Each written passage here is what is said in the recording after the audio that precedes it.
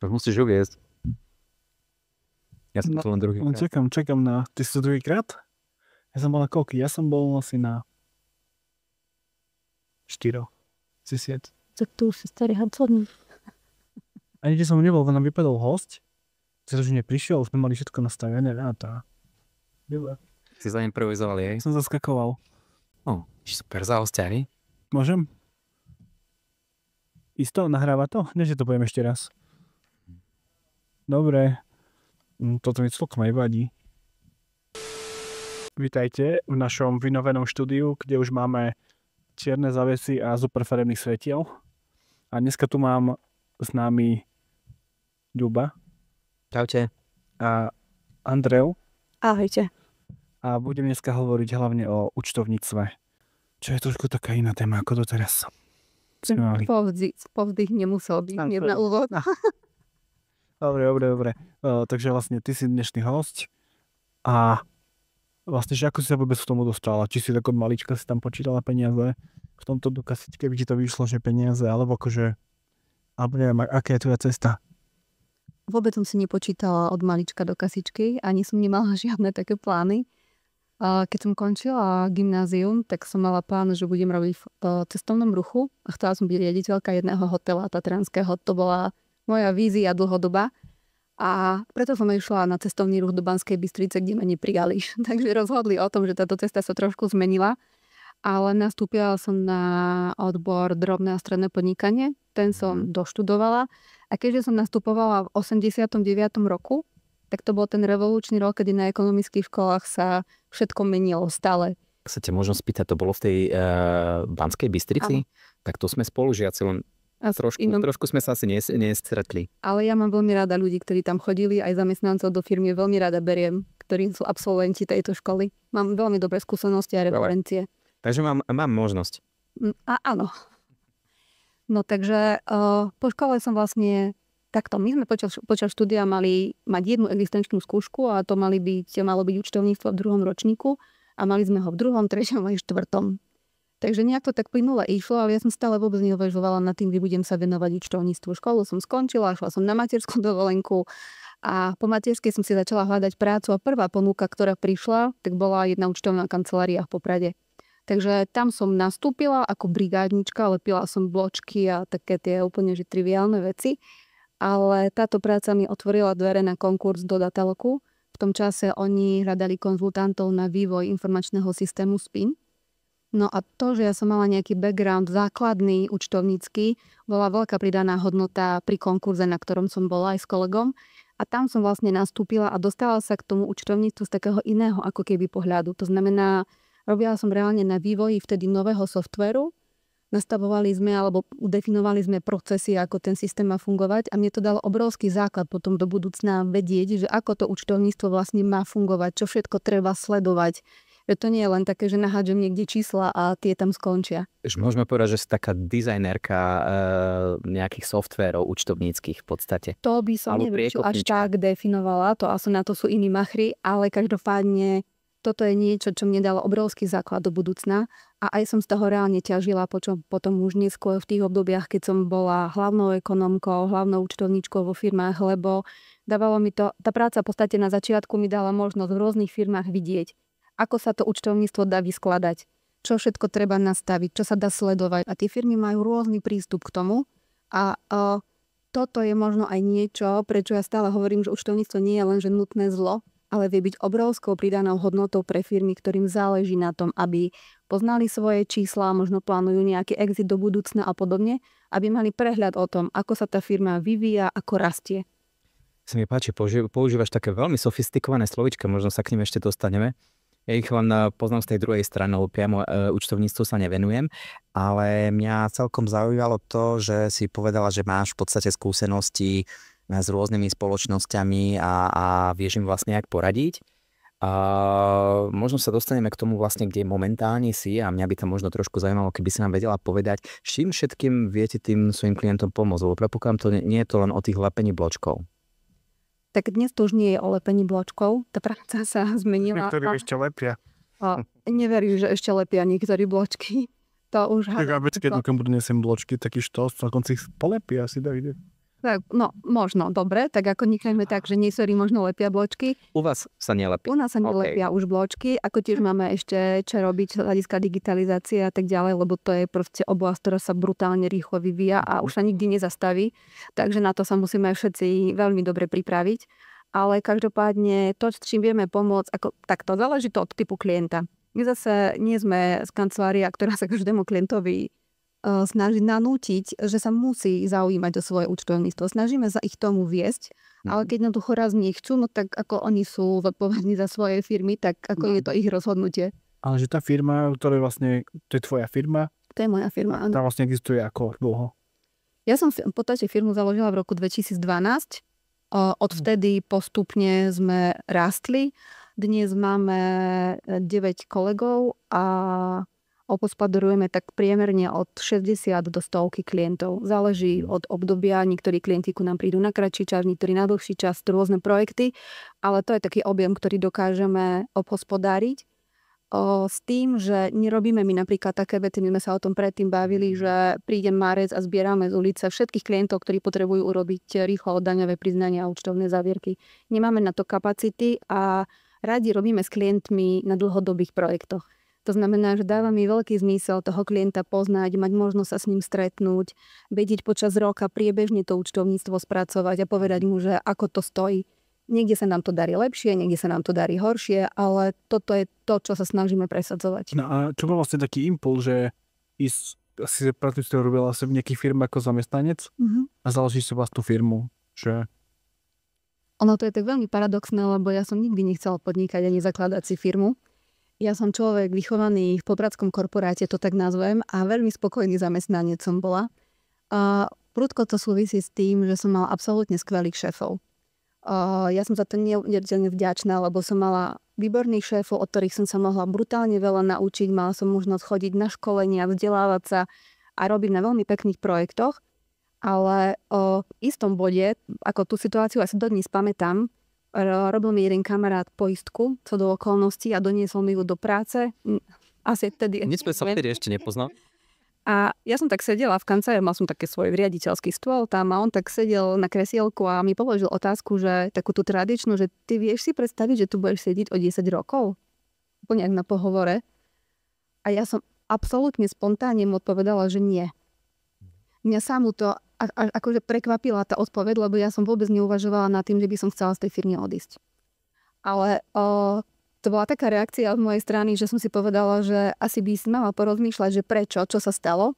A z toho vzniklo vlastne to rozhodnutie, že som si povedala, začala som popri práci, samozrejme neodišla som z hodiny na hodinu, ale začala som vlastne, ako keby to, povedala som si teda, že to vyskúšam.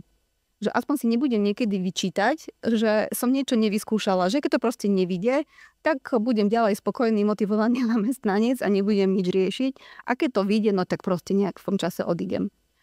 Ja tým, ktorý som viedla v čase, keď som odchádzala, bol zorganizovaný, nastavený, všetky procesy fičali. To znamená, že keď mi vtedy môj vtedajší šéf povedal, že aby som mu spísala, že čo všetko je moja agenda, čo má prevziať, tak ja som mu vlastne nemala čo odovzdať, hej. Takže som odchádzala s takým čistým štítom, že ten tým je vybudovaný, skvelý a môže aj bezo mňa pokračovať. A pokračovala.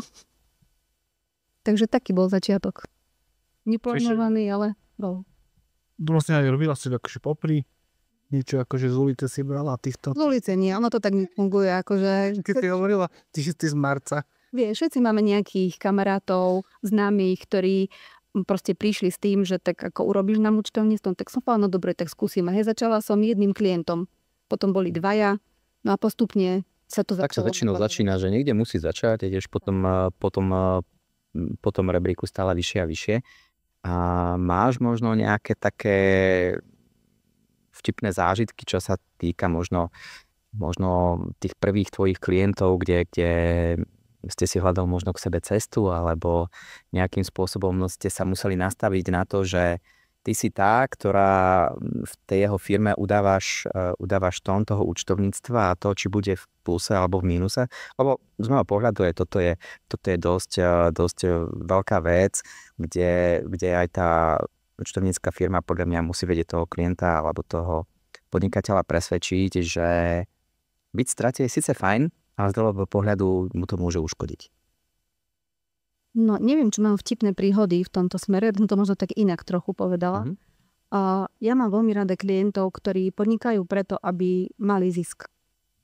Akože to je ich stratégia, hej, že chceme robiť úspešný biznis. Jasné, že chápem, že je proste x klientov, ktorí boli dotlačení rôznymi dodávateľmi založiť si firmy, lebo fungujú ako subdodávateľa jednoosobové SROčky, živnostníce. V podstate nemali nejakú veľkú inú možnosť, aby dokázali fungovať. No a tým je nepodstatné, že aké hospodárske výsledky majú do momentu, kým nechcú nejaký úver v banke.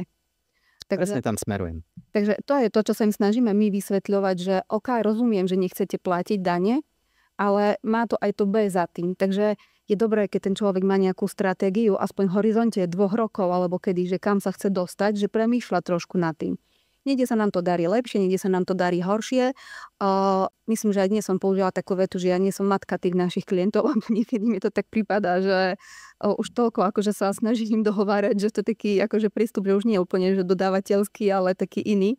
A ešte ak sú to mladší ľudia výrazne ako ja, tak už potom sa dostávame do také role, jak so synmi mojimi. Ale je to jednoducho tak. Ja nechcem tých klientov nejakým spôsobom hodnotiť ani posudzovať. Každý má svoje nejaké osobné preferencie toho, čo chce a ako chce fungovať. Ale je fajn, ak klienti s nami rozprávajú o tom, čo chcú. To znamená, ak oni povedia, že OK, máme jedného klienta, napríklad, poviem to na príklade, je to relatívne mladý chalan s rodinou, ten má jasnú stratégiu, čo chce dosiahnuť, kde tú firmu chce dostať, aké ďalšie veci chce robiť a rozpráva s nami. Chce mať zisk, tak rieši, čo mám urobiť preto, aby ten zisk som mal. Hovorím, tak nenakupujme vybavenie, teraz kúpite ho ďalší rok, proste popresúvajme tie náklady. OK, nakúpili sme počítače, môžeme ich účtovne odpisovať niekoľko rokov, aj keď sú do nižšie obstarávacie ceny, ako nám hovorí zákon. Čiže je x takých detailov, ale musí to ten človek povedať. Ťažko je s niekým hovoriť, kto si myslí, že má patent na rozum a nepovie tú pravdu v podstate toho, čo chce dosiahnuť, len zahmlieva nejakým spôsobom, ale očakáva od nás návrh. Tak to nedokážeme. A potom, čo sa týka tých firiem, že ich je dosť to, s ktorými robíte a vlastne veľkosti sú, či je tam jedna veľká, ostatní malí, alebo že ako si ich mám predstaviť, že koľko je v podstate z toho nejakých živnostníkov, jednoosobových SROčiek. My sa primárne zameriavame na tie menšie a stredné firmy. Máme klientov, kde nevedieme my účtovníctvo, ale pôsobím tam ako externý manažer, ktorý vedie ich interný tím. Máme, toto je práca, napríklad sme sa o tom bavili, ktorá mne dáva najväčší zmysel, lebo tam je to presne o tom, že to sú firmy, ktoré robia účtovníctvo priebežne na dennej báze, doslova nič na mesačnej, majú mesačné uzávierky, chcú tie čísla mať kvôli investorom, akcionárom a tak ďalej. A potom tie ostatné firmy sú v takom zložení tých akože menších firiem. My živnostníkov máme možno do 10, lebo my živnostníkov primárne nerobíme ako klientov. Skôr sú to živnostníci, ktorí ku nám prišli tak ako, ja neviem, nášho klienta niekto je veľmi dobrý známy, alebo klient má zároveň živnosť, tak mu robíme aj daňové priznanie za živnosť. Ale toto nie je oblasť, ktoré by sme boli nejakými špecialisti. A tie ostatné firmy sú akože to je ten segment, ktorý my hospodarujeme. Takže skôr tie stredné alebo prípadne veľké firmy. Že stredná, čo je pre teba stredná firma? Oficiálne stredná firma je od okolo 250 zamestnancov? Či... Takto. Ja to nehodnotím podľa počtu zamestnancov, koľko tí ľudia zamestnávajú. Hej? Toto nie je kritérium, podľa ktorého by sme fungovali. Klienti, s ktorými robíme, sú napríklad klienti ako providery internetových služieb. Hej, a tam je to o tom, že je to firma, ktorá dosahuje už dneska 100 000 obraty, blížiace sa možno k miliónom, ale tam nie sme v digitálnej dobe. To znamená, že aj objemy, tak ako e-shopy dokážu spravovať objemy dokladov veľké, rôznymi importmi a tak ďalej, tak toto je to, čo my dokážeme urobiť. Hej? Aj keď my máme obrovské rezervy ešte v automatizácii, v tom procesnom spracovaní, to je proste téma, ktorú riešime denne. Akým spôsobom veci zmeniť, optimalizovať, aby sme dokázali tieto firmy robiť. Pretože tí malí živnostníci s tými jednoosobovými SROčkami, to je práca, ktorú akože veď vieme urobiť za hodinu, hej, mesačne. Tu proste prídu doklady, spracuje sa, podá. Ale je to tá prácnosť za tým, ktorá musí byť urobená. Musíš tú firmu otvoriť, musíš tie dáta spracovať, potrebuješ sa na nich pozrieť. Takže tiež nemôžeme navaliť na hlavu, ja neviem, alebo sú firmy, ktoré dokážu urobiť, ja sa na to inak stále pýtam, že ako dokážu urobiť 1000 klientov Lebo ja si to procesne zatiaľ neviem predstaviť. Na to kapacity v žiadnom prípade nemáme. Mňa zaujalo, že si spomínala, že vlastne čo ťa najviac baví, poviem to tak nadnesene, že v tej firme robíš kvázi takého policajta ekonomického, trošku taký dohľad, ale v tom dobrom zmysle slova. Tak áno. Ale takisto ma zaujalo aj to, čo si spomínala, že v podstate nevenujete sa len čisto tým číslom, čiže tomu účtovníctvu a ekonomike, ale venujete alebo pozeráte sa dopredu, akým spôsobom pri tých veľkých spoločnostiach, možno tí providery internetoví, ktoré majú tisícky položiek denne, ktoré kvázi musíte nejak zaúčtovať. Ako to zautomatizovať? Máte na to nejaké technológie, nejaké programy, alebo týmto smerom, kde sa posúvate, aby ste vedeli takýchto klientov obsluhovať do budúcna? My sa intenzívne učíme, lebo je to pre nás veľká výzva, ako sa dostať do bodu, aby sme nemuseli ani ťuknúť na niektorých vecí. Na to treba na začiatku mať veľmi dobre nastavené procesy. Čiže to, čomu sa venujeme a čo sa snažíme robiť, je nájsť u nás tie slabé miesta a zadefinovať, čo dokážeme zautomatizovať. Stále ešte platí, že pomer cena výkon, ja to volám. Niekedy je výhodnejšie, aby brigádnik zobral a nahodil 2 faktúry. To si otvorene povedzme. Hej, vyťažovacie nástroje tiež nie sú zadarmo. To znamená, všetko to stojí nejaké peniaze.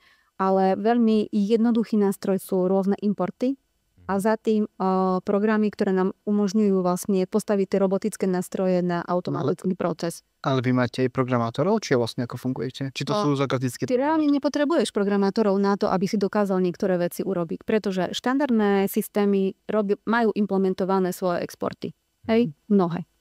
Účtovné systémy, ak nie sú uzavreté ako niektoré, majú svoje importné mostíky, to znamená, že potrebuješ akurát poznať štruktúru tých 2 súborov a ich spojiť. No a potom čo vlastne jasná import-export? No. A čo potom ďalej? Čo vlastne? No a za tým na pozadí, lebo je rozdiel, či ty potrebuješ ešte do toho šahnuť, stiahnuť ten na export, naimportovať ho niekde, urobiť kontroly, alebo na pozadí postavíš robota, ktorý ti urobí to, že stiahne tie dáta, naimportuje ich a pošle ti nejaký notifikačný mail, že to je urobené. No a ten robot, to je aký nástroj reálne? My aktuálne riešime napríklad Automation Dock. To je niečo, čo v tejto chvíli by sme chceli implementovať a prvý proces, ktorý na toto sme vybrali, ktorý vnímam, že absolútne sa opakujúci i všetkých klientov, je podanie daňových priznaní k DPH. To je proste mesačný proces, ktorý každý mesiac sa opakuje a je to o tom otvoriť, naimportovať, vyexportovať, uložiť. Potvrdenku stiahnuť, uložiť. No ale že toto nie je pozrieť, ale že táto automatizácia to robia účtovníci? Alebo vlastne, či vy máte v tej firme hocikoho a... No, nemáme hocikoho, ale máme vyskladaný tým tak, že možno sme trochu iní oproti takým tým, že klasickým úplne účtovníkom. Mám tým vyskladaný tak, že my sme dve chcela som povedať, že kočky, ale neviem, či to je správny výraz. Tá jedna určite, no tak my sme dve teda kolegyne, tak to poviem.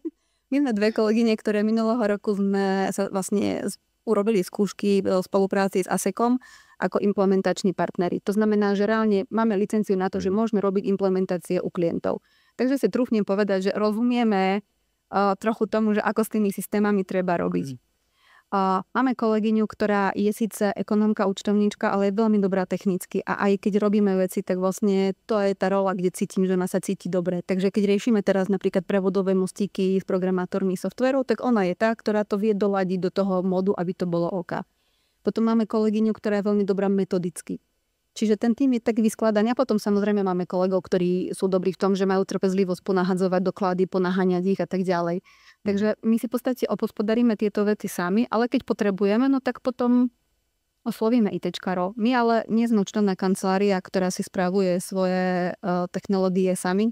Máme zamluvneného partnera, ktorý nám celú infraštruktúru na komplet spravuje. Že odsesiete nejaké služby. OK. Neviem, možno zaujímavá tak taká... Tak niečo nezdá. Nie, akože ja sa stretávam s tými účtovníkmi už dlho, ja poznám skôr tých tradičných. Taký, že vieš, čo mi to hovorili, že e-shopy to není dobré, to generuje veľa dokladov. To je to náročné. No ale však som hovoril, že však to si všetko naimportujem, vyexportujem, som programátor. Však akože dieťa, poďme jedno, či importujem 1000 dokumentov, 1 000 000 dokumentov alebo 2.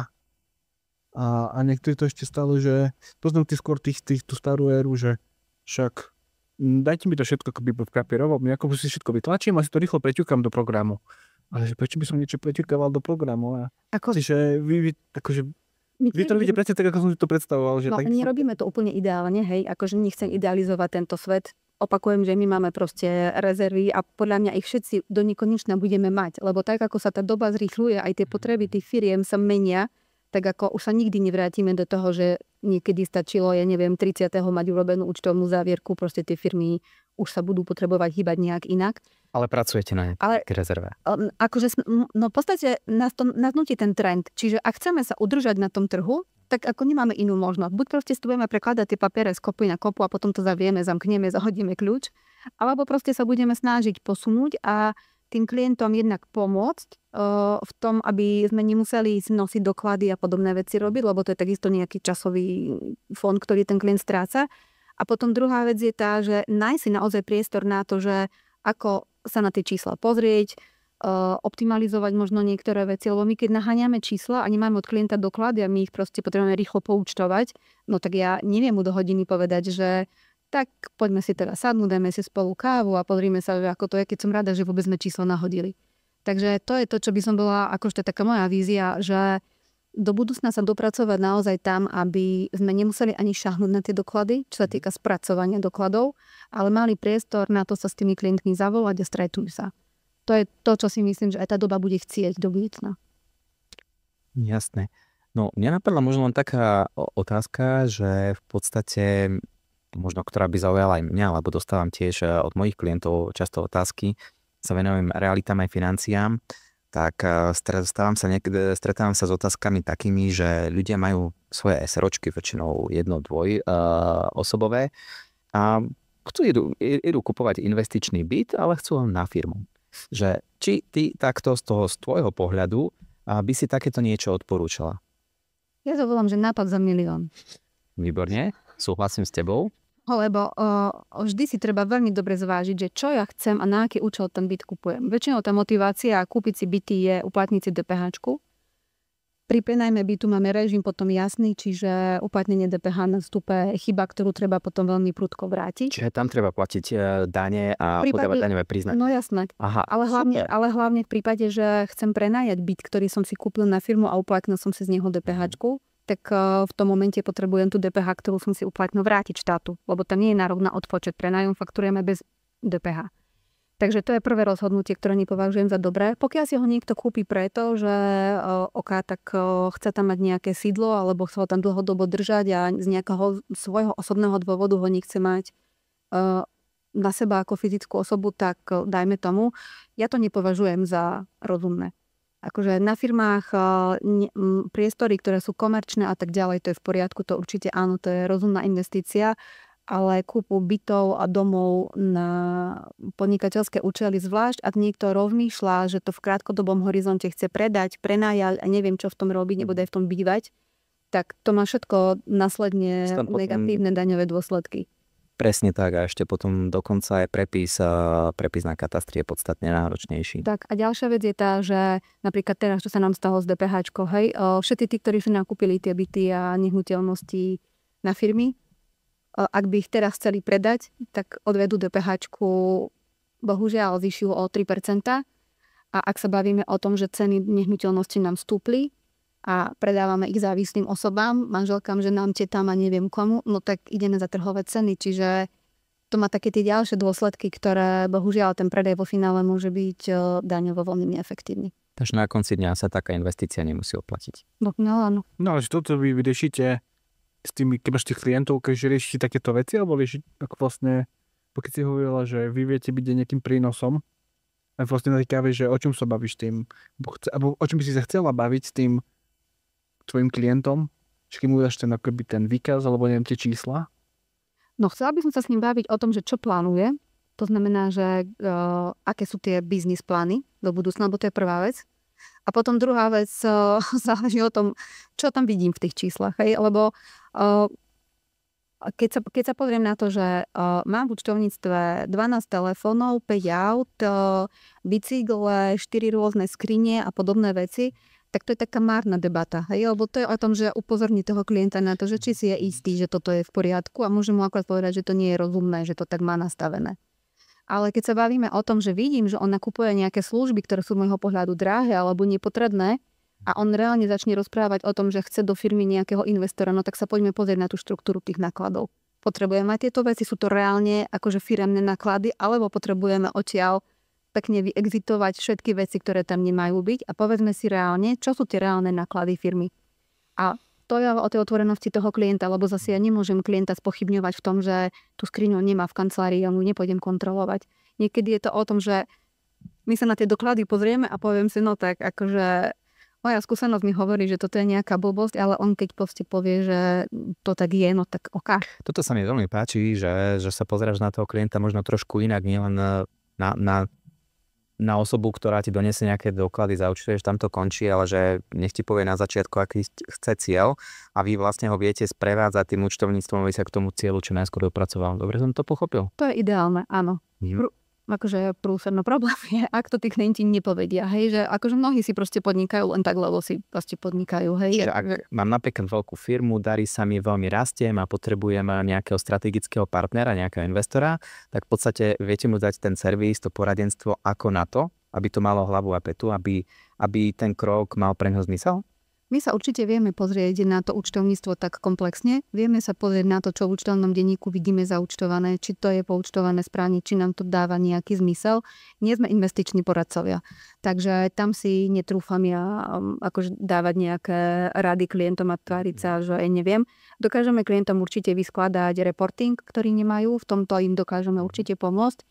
Ale v prípade, že by hľadali investora a riešili už reálny, predaj firmy, vstup investora, tak my určite smerovali na firmy, ktoré už sa špecializujú na túto oblasť a dokážu klientovi relevantne pomôcť. Okay, ale z toho, čo hovorí, to znie vlastne, že keď príde ten zákazník, ten klient, ty vidíš ten účtovný denník, že vlastne naprvu vidí, že či to dáva zmysel, alebo to zmysel nedáva, že nemusí asi o tom vedieť. Zasvietli si výtričníky potom. Tam vidíš proste, akože máš niektoré kontrolky, akože to vie podľa mňa každý skúsený účtovník. Hej, akože ten, kto robí účtovníctvo dlhodobo, každý, kto sa pozrie na výkazy, pozrie sa na hlavnú knihu, tak vie sa nadýchnúť a povedať si, toto zhruba tak, toto tak. Akože o tom som presvedčená. Vy si predstaviť, že v budúcnosti budeme mať len virtuálne firmy, čiže budú fungovať len na umelej inteligencii ako účtovné firmy? Myslím si, že ten biznis tak bude fungovať. To znamená, že ten procesing datový určite bude taký.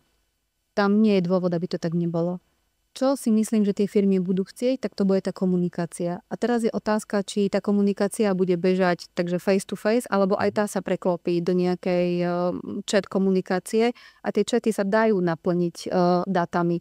Myslím si, že u nás to ešte bude dlhá cesta, neviem, či moja generácia úplne ešte sa akože dopracujeme sa my a pri tom rýchlom akože technologickom vývoji možno aj áno. Ale myslím si, že to tam smeruje. To, že ľudia sa potrebujú stretávať a potrebujú komunikovať je druhá vec. To, že niektoré veci dokážeme možno inak klientovi vysvetliť ako chatbot, si ja dnes myslím, že je tak. Možno, že o 5 rokov to už bude úplne inak. Hovorí, že účtovník bude to len taký ďalší taký, že ako keby konzultant. Vlastne, že nie, ale že, že chce sa stať živým človekom, že to v tým četom som trošku blbol. Akože, tak človek vždy vie, že za tým je ten robot. Je to také generické? Podľa mňa áno, lebo je to realita. Hej? Keď vidíme, že čo dokážu v medicíne dnes robiť roboty, tak ako prečo by to nedokázali v účtovníctve? Ja som minulý rok videla také video jedno, kde taký robot parkoval niečo v garážach. Hej? A teraz som tak sedela a hovorím, a účtovníci účtujú bločky. Mi to prišlo proste akože hrozné, hej, že naozaj tie technológie dokážu proste obrovské veci. Takže si myslím, že v konečnom dôsledku v tých prieskumoch, ktoré vychádzajú a ktoré sa komunikujú, tak účtovná profesia je niekde v tom rebríčku medzi prvými, ktoré zamknú do budúcna. No a s tuskami robíte čo? Prosím? A ako fungujete s tým, keď toľko spomínate bločky? Nie, ako to som povedala paradok. Ale že reálne, že... Tak musíš zaúčtovať bloček. No buď máš na to nejakú apku, ktorú vyťažíš. My nevyťažujeme, priznám sa, že v tejto chvíli bločky a má to zase veľmi racionálny dôvod, že my máme veľmi málo firiem, ktoré by mali veľa bločkov. Naši klienti väčšinou platia na faktúry. Viem, že tie segmenty ako reštaurácia a podobne, tam proste kvanta rôznych nákupov gotovostných, my máme toho veľmi málo. Ale dneska sú na trhu rôzne aplikácie, nástroje, ktorými sa dajú vyťažovať tie doklady. Ja som niekde zachytil to, že niektoré účtovnícke firmy fungujú tak, alebo chcú prejsť na to, A ja mám tiež účtovničku a viem, že keď klient mešká s dokladmi, tak to je úplne nočná mora pre každého účtovníka. Ale viem, že niektoré firmy prechádzajú na to, že ani tí klienti nemajú času nosiť tie doklady. Jednoducho to naskenujú do nejaké apky, automaticky to máte vlastne v systéme a viete s tým pracovať. No my fungujeme takto. Ja som, poviem to možno tak od začiatku, ja nie som zastanca uzavretých ekosystémov. Nepovažujem to za strategicky dobrú cestu. Takže v tejto chvíli využívame to, že nám klienti elektronicky buď doručené doklady alebo oskenované doklady nahrávajú na SharePoint, kde máme vytvorený nejaký svoj režim fungovania a my potom následne ďalej pracujeme s tými dokladmi a zase opačne my im tam zdieľame ich spracované podklady, ktoré majú oni k dispozícii. Áno, na trhu sú rôzne aplikácie, kde vlastne môžeš ponahrávať doklady a už potom ďalej tie účtovné kancelárie si ich sťahujú k sebe do evidencie. My máme napríklad klientov právnikov, ktorí zásadne nesúhlasia s tým, aby my sme do nejakých externých aplikácií nahrávali ich doklady. Hej, čiže to je zase o takom tom, ako našom ako keby prístupe aj ku klientom, že ja sa musím pýtať klienta, či on je, a teda musím, neviem, či sa vlastne právne musím, to som sa nikdy nad tým nezamýšľala, ale robím to, že sa klientov pýtame, že či oni sú OK s tým, ak budeme používať taký a taký typ softvéru, ak ich dáta budú niekde na cloude. Vždy je to cloud, ktorý spravuje niekto a ja tak akože možno paranoidne mám problém s tým, že odozdávam dáta nikomu a chcem vedieť, komu ich odozdávam. A sú to dáta našich klientov, takže náš prístup je taký, že my nevyužívame tieto externé apky na to, aby nám cez nich klienti nahrávali dáta. Chápem, že aj cloudy sú, teda SharePoint je nejaký cloud, ale tak asi Google už asi nezaujíma, že... Jednoducho dávate to tam, kde máte istotu, že tie dáta budú chránené. No tu dáva logiku určite. Neviem, čo ty ako programátor povieš k tomuto prístupu. Všetko v cloude, akože práve že život nechápa. A čo zabezpečený? Tak to zabezpečuje Microsoft, Google, akože... Máme vlastné zálohovanie ešte. Tak vy ste účtovníci. Ale už vidím vlastne, keď čiže robíme s veľkými firmami, posledný sa ako ten prechod je do cloudu všetko a sem tam sa nájde niekto taký, že ktorí že to nechcú, ešte to odmietajú, ale to už je len zopár. Tí vlastne tí veľkí vlastne podchádzali do cloudu. Ja nemám problém s cloudom ako takým, ale s tými apkami centrálnymi, hej, rôznymi, ktoré ti vlastne poskytujú rôzne softverové spoločnosti, kde ty si len vytvoríš svoje konto a popri tisícoch ďalších klientov aj ty tam nasúkaš svoje dáta. Pre mňa to je zase len datová databáza, s ktorou niekto vie robiť. No a tak väčšinou tam majú napísané, akože ktorí to je to software, aké majú tie certifikáty, že ak čo je vlastne za tým jazyk, čo je nejakú lacnú z Indie, tak to môže byť problém. Abo Čína.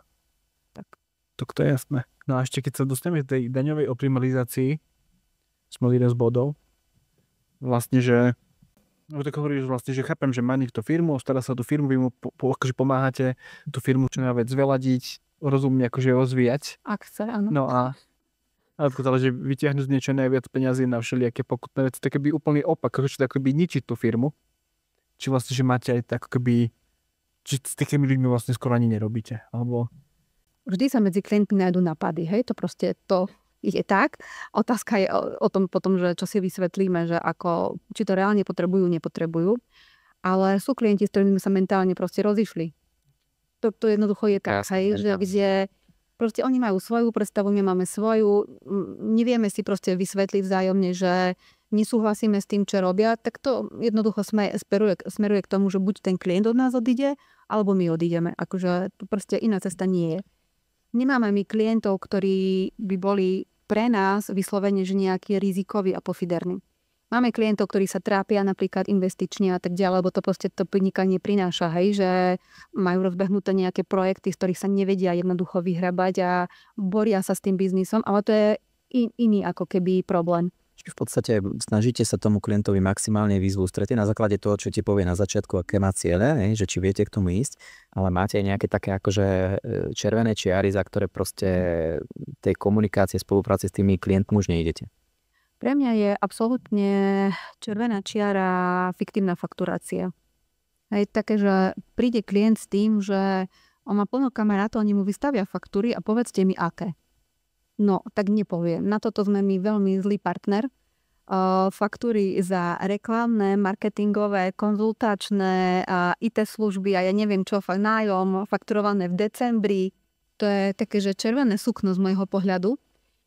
Jasné, že neplatí, že oni nemohli byť poskytnuté tie služby, ale ak boli, tak chcem za nimi vidieť mluvy, objednávky, nejakú evidenciu, tým skolov, zápisy a tak ďalej. To znamená, že Nejaký doklad o zaplatení. to je ďalšia vec, ale doklad za zaplatenie ani faktúra nie sú to, čo preukazuje opodstatnenosť toho nákladu. Opodstatnenosť toho nákladu preukazuje tá podporná evidencia za tým. A je typický v IT firme. Projektová dokumentácia, evidencia taskov, výkazy prác dodávateľov. Toto sú všetko podporné veci, ktoré ten daňový úrad, keď chce a dostane, tak je OK, lebo proste áno, to je realita dodávky. Ale keď ja mám, že super zmluvu napísanú a jednu čistú faktúru na dodávku konzultačných služieb s nejakou firmou, ktorá ešte má pofiderné výsledky, no tak sme si odkonzultovali určite. Takže a ďalšia vec je tá, že pri týchto takých dohodnutých dodávkach tam treba vždy myslieť na to, že to riziko je, ja môžem mať svoje účtovníctvo v poriadku, môžem sa snažiť, že super, vytunené všetko, ale vy nikdy neviete na tej druhej strane, v akom stave tá firma účtovníctvo má, v akom zozname sa nachádza na finančnej správe. Čiže tam ten problém môže vzniknúť nie, že kontrolou u vás, ale kontrolou niekde úplne inde, lebo tieto firmy, ktoré vystavujú takéto faktúry, ich vystavujú nie že jednému subjektu, ale to už potom je taký, že fakturačný, neviem ako to mám nazvať. Takže toto je pre mňa, že absolútne, že červená čiara. A také veci, ja už podľa mňa ani my nemáme klientov, aby sme sa s tým vôbec zaoberali, že kupovanie bločkov za PHM a podobné. To mi príde, že to je 20 rokov dozadu stará vec. Takže my sa s tým nestretávame určite, lebo to vidíme podľa spotrieb a podobne. Takže viem sa to ešte stále dnes vo firmách deje, ale to je podľa mňa blbosť. A my máme veľmi málo klientov, ktorí by robili stavebné práce. A tam viem, že tej černoty proste je kopa, ale my toto neriešime. Ja mám možno takú praktickú otázku. To je skôr takých tých malých SROčiek alebo možno jednoosobová. Veľa spoločníkov v podstate tam figurujú ako spoločníci. Ale keď potrebujú riešiť nejaké svoje veci, tak potrebujú nejaký príjem. Odporúčaš, aby boli zamestnaní v tej vlastnej spoločnosti? Ak áno, tak ako? Spoločníci ako takí, pokiaľ sú aj konatelia, tak im postačuje zmluva o výkone funkcie na to, aby fungovali. Platí, ale že na základe tejto zmluvy by nemali robiť marketingové poradenstvo a podobné iné veci. Hej, zmluva o výkone funkcie je o zabezpečení prevádzky tej spoločnosti a jej fungovanie. Ale principiálne táto zmluva im stačí. Čo ja ale viem, tak vlastne väčšinou klienti, ktorí majú práve také jednoosobové SROčky, tak banky posudzujú obrat firmy ako ich príjem. Takže tam ani nie je nevyhnutné, aby oni toto mali nejak akože finančne ošetrené vo firme. Ale mnohí majú vlastne zmluvy, kde majú nejaký minimálny príjem, lebo už nechcú riešiť si platenie zdravotných odvodov mimo firmy a podobne, tak sú nastavení na nejakých číslach, ktoré si oni povedali, že OK, tak takýto príjem chcem a v tomto príjme fungujú. Ideálna skladačka je práve možno pre tých, ktorí majú taký ten konzultačný, možno aj programátori biznis, skladačka, nejaké SROčky a fyzické osoby. Lebo tam zvyknem klientom hovoriť, že nastavte si, ak sa dá, tie zmluvné vzťahy tak, aby na tú živnosť si odfakturovali to, čo potrebujete pre svoj osobný život.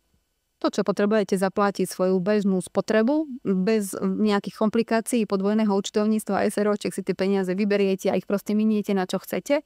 A tú SROčku si nechajte na to, že tam proste máte v úvodzovkách našetrené peniaze.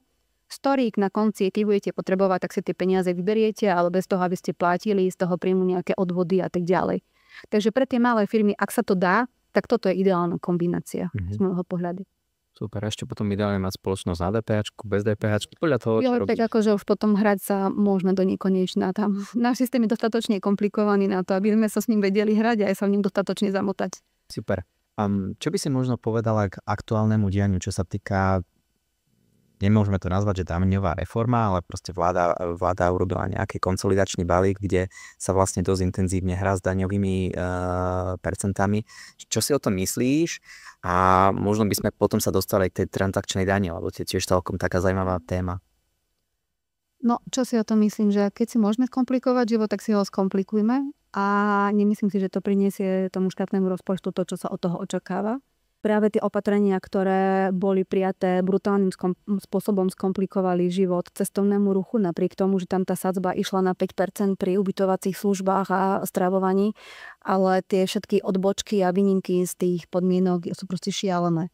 Takže my dnes, keď sa hráme s 3 sadzbami dane, už to je náročné. My denne diskutujeme, dnes sme s kolegyňou znova riešili to, že prečo máme tie doklady, tak či to je správne, či to tak má byť, či to tak nemá byť. Čo v prípade, ak v hoteli na recepcii zaplatí zákazník takú a takú, ja neviem, akože transakciu z toho ubytovania. Čiže to sú denné otázky, na ktoré dnes ešte nie sú vôbec vyjasnené odpovede.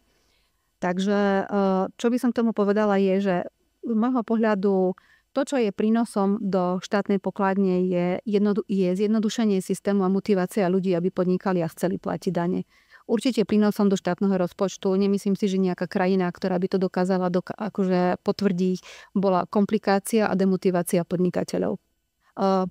Mnohí rozprávajú o tom, jak odídu a vyvedú svoje firmy a budú podnikať do zahraničia, tak ako to si rovno povedzme, že je blbosť, lebo malý podnikateľ to nezvládne zmanéžovať, to proste neurobí, hej. To buď odíde reálne a presunie svoju rezidenciu úplne niekde inde, ale bohužiaľ sa v tých malých firmách musíme prispôsobiť tomu, čo tu máme. Ale tie veľké firmy to proste urobia, hej. Tie si vedia inak manažovať tie štruktúry a určite nebudú platiť dane, ktoré oni potrebujú platiť. Jasné. OK. A možno, keď vieš ešte povedať, čo očakávaš od tej transakčnej dane, ktorá by teda mala byť v platnosti od 1.4., keď mám tú informáciu, ako to ovplyvní v podstate fungovanie vás ako účtovníckej spoločnosti, ale jednak podnikateľov? No ovplyvní, prináša to ďalší náklad. To znamená, ja som si robila taký jednoduchý prepočet v maličkej firme, ktorá má zo pár faktúr, zaplatí nejaký nájom, telefón, internet, 2 mzdy zamestnancom, nejaký leasing. My sa dostávame akože pri takých tých bežných cenách týchto služieb len tak hukne na nejakých 300 eur ročne. Čo keď komunikuješ s malými firmami, ktoré nechcú platiť žiadne dane, toto je daň, ktorej sa nevyhnú, hej? Čiže to je jedna vec. Nehovoriac o tom, že nám k tomu pribudla, teraz mi vypadol presný názov, tá paušálna daň. Daňová licencia. Daňová licencia, áno, pardon. Čiže toto je niečo navyše ďalšie, s čím proste tie firmy budú musieť počítať. A vo veľkých firmách my sa bavíme reálne o 100 000 nákladov, ktoré to tá firma tiež môže stať. Čo je tá daňová licencia, presne čo to znamená? Daňová licencia znamená, že firma aj v prípade, ak nemá daňový základ kladný, aj v takom prípade musí zaplatiť minimálnu daň, tú daňovú licenciu. To je od nejakých 300, neviem koľko presne teraz eur vyššie. To znamená, že keď mám 10 rokov firmu, ktorá má veľmi krásne obraty, stúpa stále aj v strate, tak napriek tomu bude musieť zaplatiť štátu nejakú daň. A tá daň sa potom hýbe od obratu firmy, čiže bohužiaľ, ako toto je ďalšie zaťaženie, ktoré prišlo. My sme tu daň už mali pred rokmi, potom sa zrušila a teraz sa zaviedla znovu. Takže toto je tá minimálna daň a potom tá transakčná daň. Mnohí klienti, aj máme klientov, ktorí majú účty v zahraničí alebo využívajú rôzne, v podstate dneska asi PayPal využíva veľmi veľa firiem. To je brutálna komplikácia pre týchto klientov, lebo si budú musieť sami vypočítať tú transakčnú daň a zvážiť, či reálne mi stojí za to používať tie účty na ten účel, na ktorý ich dnes využívajú.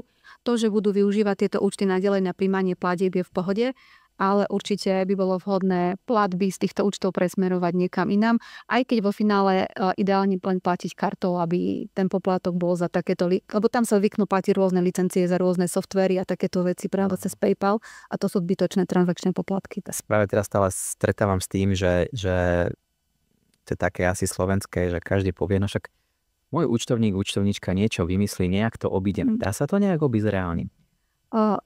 Takto čakáme na to, aké usmernenia ešte prídu, lebo je tam veľmi veľa nejasností. Čo sa dá určite, tak je kumulované platby. To sú pri firmách, ktoré majú vlastne obchodných partnerov, s ktorými majú opakovane rôzne platby dookola. Dohodnúť si tie podmienky tak, aby vedeli posielať agregované platby. Tam tá úspora určite bude, pretože tým pádom sa nakumuluje veľká hodnota peňazí a budeme maximálne do sumy 40 eur. Čiže tamto má určite zmysel v tomto akože v kontexte rozmýšľať. Druhá vec je, banky, pokiaľ viem, stále ešte ponúkajú tú možnosť, že dokážu banky napríklad posielať mzdy zamestnancom. Opravom ma, ak sa milím, ale ak správne informáciu mám, tak by toto malo platiť. To znamená, opäť by mohlo platiť to, že pošleme banke jednu kumulatívnu platbu na mzdy zamestnancom a banka tie platby rozdistribuje zamestnancom. To znamená, znova máme len jednu položku miesto toho, aby som platila z každej mzdy, ktorú posielam zamestnancom, transakčnú daň. Inak sa tam podľa mňa veľa vymyslieť nedá. Dá sa klientom odporúčať, aby neplatili hlúposti z firemných účtov, aby platili kartou, čo sa dá platiť, lebo poplatok za kartu je 2 € ročne bez ohľadu na počet transakcií a objem transakcií. Dohodnúť si kumulatívne platby. Pri živnostníkoch určite je vhodné mať súkromný účet a podnikateľský účet, ktorý budú mať v jednej banke, tak aby to, čo potrebujú minúť, čo boli zvyknutí možno platiť z jedného účtu, tak pekne tie peniaze, ktoré zoberú, zarobia na podnikateľskom účte, jednou sumou prepošľú na svoj súkromný účet a už z toho nech si platia, čo chcú. Tým sa vyhnú všetkým tým zbytočným poplatkom, lebo inak ten účet budú mať zaťažený tými transakčnými poplatkami. A potom má ešte existovať taký ten štatút takéhoto špeciálneho účtu, ale priznám sa, že tie pravidlá ja vôbec nechápem v tejto chvíli, že ako by to malo fungovať, ktorý by sme si mali my označiť ako účet, z ktorého sa nebudú počítať tie transakčné dane. Ale zatiaľ mi príde také, že podľa mňa k tomu príde brutálne usmernenie, že pozor, na tomto účte ani môžete mať také pohyby. Tak najneskôr 1.4. ti s Tomášom voláme. Možno aj by to mohlo byť už jasné. A ešte vlastne predtým, keď si hovorila, že pomáhať tým firmám a teraz keď vidíš nejakú firmu, ako malé firmy, aj stredné, je to ťažké v dnešnej dobe. A vlastne ale keď vidíš, že firma sa trápi tým, povieš, že radšej to zavrite, že to už je... Poviem. Mali sme klientku napríklad, ktorá s nami sa rozišla, keď som jej povedala, že si myslím, že to, čo robí, úplne zbytočné a bolo by vhodné niečo iné. Možno som jej to mohla inak povedať, ale akože nebolo to, že na prvý šup to sme sa... Taký nejak polorejf medzi účtovníckymi spoločnosťami. Nie, sme sa akože niekoľkokrát o tom bavili, ale proste keď vidíš, že tá pridaná hodnota je žiadna, tak ako na čo to robí, keď on do toho leje peniaze. A potom proste sú klienti, s ktorými sa bavíme o tom, že ten biznis nejde, ale sú rôzne dôvody, prečo tie firmy aj roky držia firmy v strate. Buď tie firmy vlastnia nejaké know-how alebo niečo, čo nejakým spôsobom hľadajú, ako zrealizovať a ako to otočiť. Tak tam sa skôr bavíme o tom, že ja poviem, že ja by som to zavrela, sa na to vykašli. A je to o tom, akože ako poznám toho klienta. Keď to je kamarát, s ktorým mám dlhodobý vzťah, tak si mu to trúfnem takto povedať. Ak to je niekto, s kým mám veľmi formálne nastavený vzťah, tak mu akurát poviem, že nech zváži, či to má zmysel takto akože ďalej pokračovať. Ale asi tak. Dobre, no ale to je, že, okay, že čísla hovoria jasne, treba to zavrieť, ale vieš mu povedať, akože rob toto ináč, aby to bolo lepšie? Či to už je... Už nie si tak hlboko v tých... Tak ja nerozumiem niektorým typom biznisu vôbec, hej. Čiže neviem klientovi poradiť, že čo. Ja napríklad robím to, že tam, kde mám nejaký kontakt, tak keď sme sa bavili s klientom, že potrebuje sa dostať na nejaký trh, tak som mu dohodla stretnutie s niekým, tomu na tom trhu vie pomôcť. Hej. Tam tá moja rola akože zase končí v tomto smere, lebo nemám tú kompetenciu, nerozumiem niektorým typom biznisu vôbec. Takže tam skôr sa pýtam, že či toto má zmysel pre klienta, že prečo takýto biznis robí, keď to nič neprináša. No a niekedy, ako hovorím, tie vysvetlenia klientov, niekedy účtovníci majú pocit, že proste to, čo my vidíme v tých číslach, to má čisté ratio. Biznis je o emócii, podľa mňa, o nejakej motivácii, ktorú robíme. Niekto chce mať firmu, lebo proste je to pre ňo nejaký status, alebo ja neviem, čo chce dokázať. Niekto chce naozaj, že zarobiť veľa peňazí, niekto chce firmu predať. Čiže tie motivácie tých ľudí sú absolútne rôzne, tak ja sa to snažím tak skôr navnímať, že kde sa nachádzame a či tá moja energia do toho akože je vôbec žiadúca, lebo to nie je vždy žiadúce. Hej, to niekedy odo mňa klient neočakáva sa tam starať do toho, čo on robí. OK, a či niekto má firmu ako domáceho miláčika. Áno, je to tak. A že to nemôžete nejakom povedať, že ten pes veľa žerí a treba ho dať preč. Akože je to niekedy tak, hej, čiže máte aj portfóliu nejakú takú firmu, ktorá v podstate podniká v takom segmente veľmi špecifickom, že keď ste sa mali dohodnúť na spolupráci, tak si váhala, že či to vziať, nevziať, že je to úplne pre teba nejaká úplne neprebádaná voda? Ja mám veľký rešpekt developerským projektom. To vnímam ako špecifickú a veľmi náročnú oblasť. A veľmi dobre sa cítime v IT veciach, sa priznám, to je nám blízky svet. Takže toto veľmi rádi robíme. Málo sa venujeme my spracovaniu reštaurácií, barov a podobných biznisov, ale to nie je preto, že by sme nejak akože úplne že nerozumeli tomu biznisu, ale nejak tak nám to vyšlo, že asi nechceme tam sa v tomto segmente orientovať. Nie sme úplne doma vo výrobe, sa priznám. To sú veľmi zložité procesy a ako účtovníctvo má jasne definované pravidlá. Ale je dobré rozumieť tej podstate toho biznisu, aby my sme tie pravidlá vedeli aplikovať. Čiže nejakú výrobu železa, ja neviem čoho, by som si absolútne netrúfla sa montovať do takéhoto procesu, lebo mu jednoducho nerozumiem. Ak by sme mali na druhej strane partnera, ktorý je v tej firme, ktorý rozumie tomu detailu, má tú výrobu zmaknutú, tak akože tam si viem predstaviť spoluprácu, ale toto je oblasť, kde pristupujem s veľkým rešpektom. Jasné. No a ešte úplne iná téma, vlastne okrem toho, že účtuješ, vlastne vy pozriete cez biznis raňajky, ale zároveň vidím aj na LinkedIne, že tam si, akože, čo ti dáva networking? Viditeľne to robíš? Jeden klient taký bol u mňa na stretnutí, sme niečo riešili a on mi povedal, že ja sa cítim taký sám, že ja si myslím, že to je pocit mnohých podnikateľov, aj keď máme zamestnancov, kolegov, klientov, je veľmi veľa vecí, ktoré si potrebuješ sám v hlave vyriešiť, rozhodnúť a tu vnímam, že akože veľmi dobre, aspoň mne to veľmi pomáha, keď sa máš s niekým možnosť porozprávať, kto principiálne rieši to isté, čo ty, len s bledom modrom.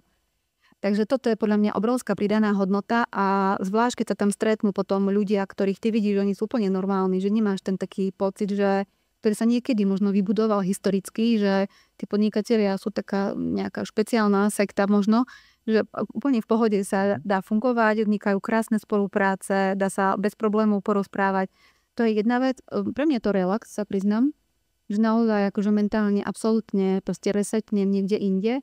Často sú to prednášky, ktoré sú veľmi inšpiratívne a občas je to taká, že téma, ktorá ma úplne že nezaujíma, ale ja mám takú skúsenosť, že kdekoľvek som bola, tak oznela aspoň jedna veta, ktorá bola pre mňa dôležitá. Takže toho sa držím a zatiaľ mi to tak vychádza a som rada, keď ideme niekam, že aj s kolegami, lebo je podľa mňa dobré, aby oni boli. Vidíte, že aj keď chodíme ku vám, tak ja málo kedy idem sama. Že buď ideme s manželom, alebo ideme s kolegyňami, my tu boli 4. Takže ako mne to príde ako taká pridaná hodnota aj pre nich. No tak je to akože zaujímavé. Akože každý to veľa ľudí berie akože inak. Hlavne títo úplne najmenší podnikatelia, tak ako z začiatku sme aj štartovali v tie biznis raňajky, tak to bolo, že by čakali, že prídu tu, teraz uzavrú 5 týchto nových kontraktov. Už nie. A potom, To funguje. toto už vlastne potom rýchlo zistili a to už potom prestali chodiť. A potom vlastne, že je to iné, keď niekto tu vlastne tí podnikateľi vidí, akože to berie ako relax, ako v podstate je to až zábavné. Aj pre nás to je akože presne, ako to hovorí, že Je to presne o tom takom spájaní sa a v podstate poznáš tých ľudí a nikdy nevieš, hej, vždy príde tá spolupráca, ako si povedala, hej, že v podstate potom nadväzujú také zaujímavé spolupráce. Tak ono je to podľa mňa tak, že ty nemôžeš ísť na nejaké stretnutie s tým, že prvoplánovo očakávam, že tam s niekým podpíšem zmluvu, ale jednak je to možno o tom, že keď sa tí ľudia lepšie poznajú, budú s nejakú vzájomnú dôveru, trošku sa lepšie spoznajú, tak buď oni niečo potrebujú, alebo niekto, koho oni poznajú, niečo potrebuje. Čiže tam podľa mňa časom vznikajú také spolupráce, že netreba to tak prvoplánovo očakávať na prvú, ale možno aj, a niekedy je dobré len kamaráta nájsť, hej, že človek nepotrebuje hneď klienta alebo obchodného partnera, ale zrazu nájdeš niekoho, s kým proste máš spoločnú tému, spoločný, ja neviem, nejaký názor na niektoré veci a vieš sa o tom baviť. Alebo možno aj nie spoločný, ale každopádne môžeš sa s niekým rozprávať. Tak. A zároveň tam máš veľmi veľa príspevkov na LinkedIn. A to neviem, či veľa. Tak akože väčšina ľudí nedáva nič, čiže a potom, čo akože dávajú akože raz za týždeň, raz za mesiac, tak už to vidno, že už sa človek niečo snaží, vlastne to robíš prečo? Moja dcera mi dlhodobo rozpráva, že mám sa angažovať na sociálnych sieťach. No a angažovanie na Facebooku nie je akože pre mňa vôbec akože cesta. Angažovanie na Instagrame tak trošku, ale tiež s veľkým rešpektom. S TikTokom sme sa zatiaľ vôbec neskamarátili, čiže pro moju účtovnú akože profesiu a moju natúru mi LinkedIn vyšiel ako taká najsolidnejšia platforma, tak by som to nazvala. Jednak ja si tam čítam, priznám sa, taký ten pozorovateľ ešte v tejto chvíli, príspevky, ktoré mi dávajú veľký zmysel a ako aj veľmi vám sa tam naučila aj dozvedela. A snažím sa tam dávať také príspevky, ktorými dokážeme povedať to, čo robíme vo firme. To znamená, že ak z toho budú nejaké obchodné spolupráce, budem veľmi rada. Ak nebudú, tak možno niekomu pomôžeme aspoň, každopádne. Takže v tejto chvíli tak ako odvážne sa snažím. Takže si teraz taká investorka na LinkedIn, že čo z toho bude? Uvidíme, čo z toho bude. Akože ja budem rada, ak z toho budú nejaké konzultačné spolupráce, ale netlačím na pilu. Proste idem tak, ako to stíham, ako sa cítim v tom dobre Sú také momenty, že keď ma klient naštve, tak potom napíšem príspevok a potom ho nikam nedám, lebo poviem si, že to je len môj osobný ventil. Hej, že to je môj osobný ventil. Takže, ale akože LinkedIn podľa mňa je takéto prostredie pre ľudí, ktorí sú v biznise, kde vedia kde sa dá komunikovať normálne slušne, aj nesúhlasiť sa dá slušne. Takže asi preto. Tak, super. Tak už asi blížime pomaly našemu záveru našej diskusie. Nebolo to až také hrozné, no. Uvidíme, keď si to pustíme potom na záver. To je to isté, čo si povedala, to som natočila. Pustíme si to na prvú, určite to bude fajn. Musíte potom vypovedať aj tí, čo to budú pozerať, že či to bolo fajn. Ja to už je druhá etapa. Tak. Dobre, tak ďakujeme, že si prišla medzi nás. Ďačná. A vidíme sa na biznis raňajkách. Áno, teším sa v piatok. Super, ďakujeme. Ďakujeme pekne, ahojte. Ahojte.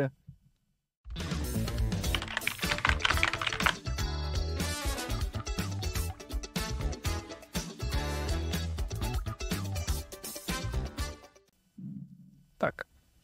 No, zvládli sme to. Vlády. Ľavou, zadnou. Tak ešte sme nevideli, čo je tam, ale čo to?